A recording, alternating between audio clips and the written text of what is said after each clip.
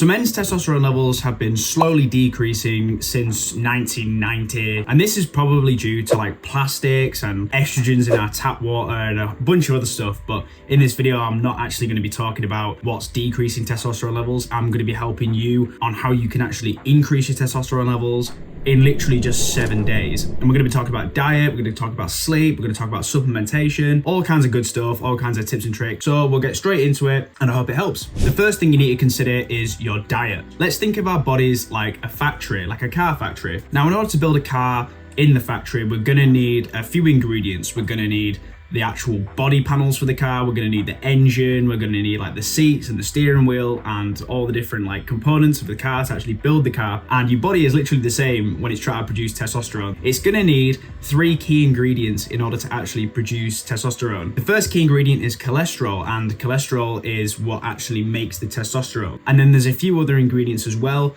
that we're going to talk about in terms of diet that you're going to need to get from your diet. We're going to need vitamin D, zinc, and magnesium. And I'm going to list out some of the kind of foods that you should probably be eating that's going to help you to actually incorporate these ingredients into your diet. That's going to massively help your ability of your body to make testosterone. Just like that factory building the cars, we're going to need these key ingredients in order to actually produce the thing that we're looking for. So foods that are high in vitamin D, we're looking at things like fishes, like fatty fish, like salmon and mackerel. When you're cooking your eggs in the morning, I used to literally like separate the yolk from the white, and I was doing what all the bodybuilders do, where you just have like egg whites in a pan and cook that just for like, you know, if you're on a cut, you don't want as many calories. But the egg yolk is like super high in vitamin D, so we're gonna want to incorporate that as well. And like orange juice, so if you usually like drink milk or something else other than water, maybe try and incorporate something like orange juice into your diet, because that's really high in vitamin D as well. Zinc is found in a lot of red meats like steak, beef, and pork.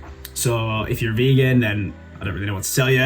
So definitely when you're at the shops next time, just try and buy like a steak, or you can get like cheaper steaks. You don't have to get the really expensive ones. You can just get like a rump steak or something, or maybe get like the pork medallions. Those are pretty cheap, so you can get those. They don't have a lot of fat on them. Some other foods high in zinc is any kind of like shellfish, so like prawns or like oysters, that kind of thing. Magnesium is really important for testosterone, so you can get this from actually, like, believe it or not, dark chocolate. So like really dark chocolate, like 90%, 95%, go for like the highest one. If you don't like dark chocolate, that's fine, because nuts have magnesium in them as well, so you're going to get the zinc and the magnesium from nuts, so that's fine as well. Over the next 7 days, my challenge to you is just try and incorporate these kind of foods into your diet. If you don't usually eat these kind of foods, like you're eating a lot of carbs like pastas and rice and chicken, like white meat and stuff, maybe try and just swap that out for like beef, steak, eggs, and that kind of thing. These foods are just higher in the general ingredients, kind of like that car factory, that actually are required for our bodies to manufacture testosterone. Okay, so the next thing we're going to get onto is your sleep. Okay, some quick ways that you can actually improve your sleep, because your sleep is basically the time where your body's going to produce the most of its testosterone for the next day. That car factory is going to operate in our sleep. So we're going to be looking at things like magnesium, because that's going to help you get to sleep. Try and have a higher carb meal as like the last meal of the day before you go to bed, because actually having high amounts of carbs will help you get to sleep. And I mean, on this channel, I've said before, I was always like super against carbs, but as I've kind of gone through my self-improvement journey more and looked more into it, there's actually really good evidence that carbs can really help you get to sleep. You know, whenever you eat like a big bowl of pasta or a big bowl of rice, you can kind of feel a bit tired and like lethargic afterwards. Something else to help you get to sleep is getting morning sunlight. So I've talked about this a lot on the channel, but if you wake up, try and get morning sunlight like immediately. So once you've like brushed your teeth, had a shower, had a shit, whatever, you can literally try and just aim to try and get outside as soon as possible, even if it's like raining or overcast, whatever. Just try and get like outside, get some morning sunlight, because what this is gonna do is it's gonna help set your circadian rhythm. And if you can get the circadian rhythm, sort of the clock started really early in the morning, it's gonna help your body get to sleep that same night. So this is something that I've been doing basically religiously for months now. Is I kind of just aim to, like, as soon as I wake up, the first thing I'm thinking about is, right, get all the essentials done, right, go sort myself out in the bathroom, go for a shower, brush my teeth, and then immediately I'm going for a morning walk, just killing 2 birds with one stone, getting the morning cardio in and morning sunlight exposure. And doing this has drastically helped me be able to get to sleep on a night. And yeah, I think you should try it too. If you kind of the person who wakes up and you just roll over onto your desk and you just start working, or you're looking at a screen, just try and aim for like 10-15 minutes just to get outside, get some morning sunlight, help set your circadian rhythm, and it's just going to massively improve your ability to get to sleep. Make sure you avoid bright lights before you go to bed. So one of the worst things you can do is when you're in bed, scrolling through your phone, scrolling through TikTok, you're getting that like bright LED blue lights that's going to like offset your brain and make it think that it's daytime. Have a hot shower before you go to bed. So I've been doing this a lot, where I just aim to have a hot shower before I go to bed. You don't have to like wash yourself if you're already clean or whatever. You can just literally get in the hot shower, get some hot water on your head, because actually if you heat your body up, that makes your internal body temperature cool. And Andrew Huberman talked about this a lot. But if you can get your internal body temperature to actually cool down, that's going to help get you into sleep. Because to get to sleep properly, if you're warm and you inside of your body's warm, it's going to be hard to get to sleep. And then I've not actually tried this. I want to try it, but I've just not got around to buying any. But magnesium threonate, Andrew Huberman talked about this in his podcast, is meant to be really helpful to actually help get to sleep. I've not tried this, so you can try it if you want. Maybe it'll help you, but I've not tried it before. Okay, let's talk about recovery. So I was looking into some of the studies before I made this video, just researching up on testosterone and like training. And when you're actually lifting weights and you're in the gym and you're training, that boosts your testosterone levels. It actually, like, that's been seen, you know, as people are training, but then it tapers off after that. So we want to try and aim to keep our testosterone levels high even after training. And the way to do this is to recover. So recovery is super important, not just for building muscle, but for actually keeping your testosterone levels high. So over the next 7 days, I want you to try and implement these like little recovery tips that I'm going to give you.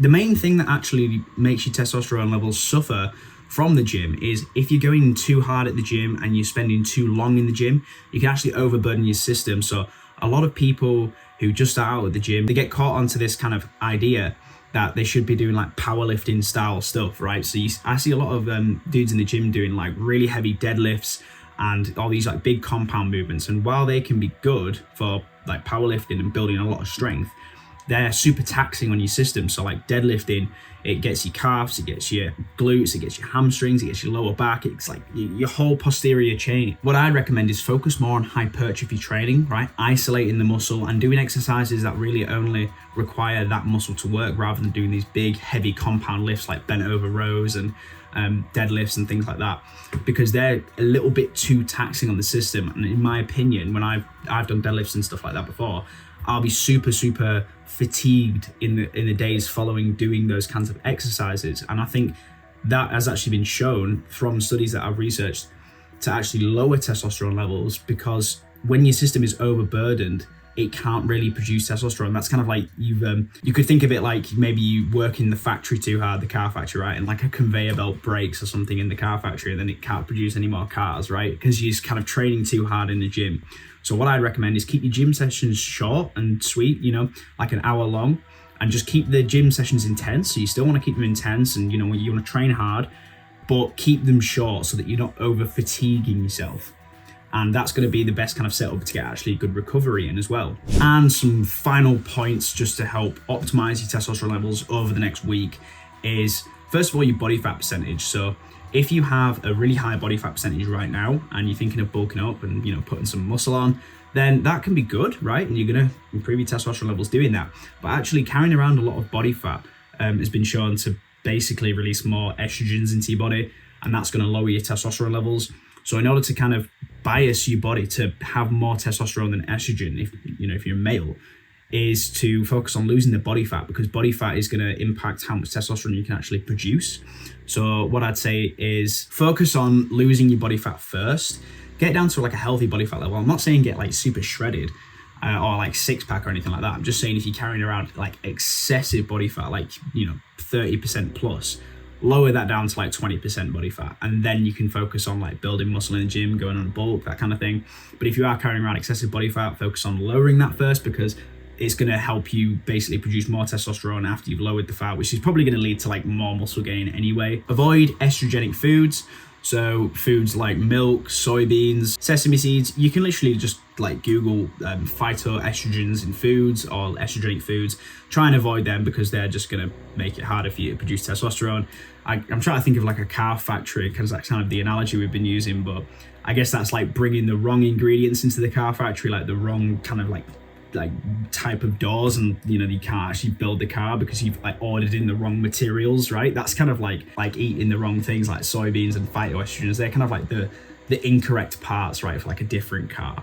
And then lastly, tap water. So it's been shown that in tap water in the US and the UK and a lot of Western countries, there's basically like birth control in tap water. So yeah, what I'd say to avoid that is to just buy something like this, like some sparkling water or something, or buy bottled water, preferably in a glass. I mean, this is in plastic, so that's not ideal. And obviously I've framed this video in terms of like building more testosterone over the next 7 days, but really this is something you want to be doing for life. Making sure that your testosterone levels are higher is going to be super helpful for building muscle, for building a business, for like achieving your goals, anything you want to do, right? It's always going to help if you have higher testosterone levels. So do this for the next 7 days. Let me know if it helps you, but then the goal is really to be doing this for life, right? Implement the tips I've given you, sort your diet out, sort your sleep out, and you should start feeling better, seeing better results from the gym, and yeah, that's pretty much it. Let me know if this video helped you, and remember, just improve yourself by 1% every day and you'll get there. See ya.